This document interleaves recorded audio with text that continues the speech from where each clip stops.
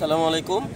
আপনারা অনেকেই হয়তো জানেন যে গোস্ট ফিশিং এমন একটা শব্দ যেটাকে যারা সায়েন্টিফিক আছে এবং যারা সমুদ্র গবেষণা করে কিংবা সমুদ্রের সাথে যারা জড়িত তারা এই শব্দটা সাধারণত ব্যবহার করে থাকে। গোস্ট ফিশিংটা হচ্ছে মূলত ভৌতিক একটা মাছ ধরা, সেটা একটা কাল্পনিক শব্দ হিসেবে ব্যবহার করা হয়, কিন্তু মূলত বিষয়টা হচ্ছে এরকম কিছু ছেঁড়া জাল সমুদ্রের মধ্যে যারা মাছ ধরতে যায় তারা হচ্ছে তাদের ফিশিং বোট থেকে এরকম কিছু ছেঁড়া জাল ফেলে দেয় এবং সমুদ্রের কিনারে এসেও এ ধরনের কিছু জাল পরিত্যক্ত জাল হিসেবে তারা সমুদ্রের পাড়ে ফেলে রাখে। তার ফলাফল হিসেবে আপনারা দেখতে পাচ্ছেন এখানে একটি লাল কাঁকড়া, যেটা প্রকৃতির জন্য খুব বেশি উপকারী এমন একটি কাঁকড়া এই জালের মধ্যে আটকা পড়েছে। আপনাদেরকে আরও দেখানোর চেষ্টা করব।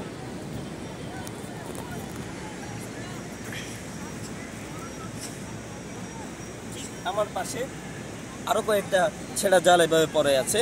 এই জালেও আপনারা দেখতে পাচ্ছেন প্রকৃতির নিরীহ একটা প্রাণী যা প্রকৃতির জন্য খুব বেশি উপকারী, অনেকগুলো লাল কাঁকড়া এভাবে জালের মধ্যে আটকা পড়েছে। তাই জেলে ভাইদের এবং যারা সমুদ্রের পাড়ে যারা বসবাস করেন তাদের সবার প্রতি অনুরোধ থাকবে, আপনারা আপনাদের অব্যবহৃত ছেঁড়া জাল বর্জ্য আকারে সমুদ্রের পাড়ে এভাবে ফেলে দিবেন না, এবং যারা সমুদ্রে মাছ ধরতে যান তারাও সমুদ্রের মাঝখানে আপনাদের ছেঁড়া জালগুলো সেভাবে ফেলে দিলে এরকম হাজার হাজার সামুদ্রিক প্রাণী এই জালের মধ্যে আটকে যায়, যেটা হচ্ছে গোস্ট ফিশিং।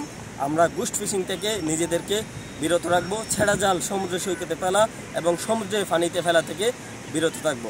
আসসালামু আলাইকুম।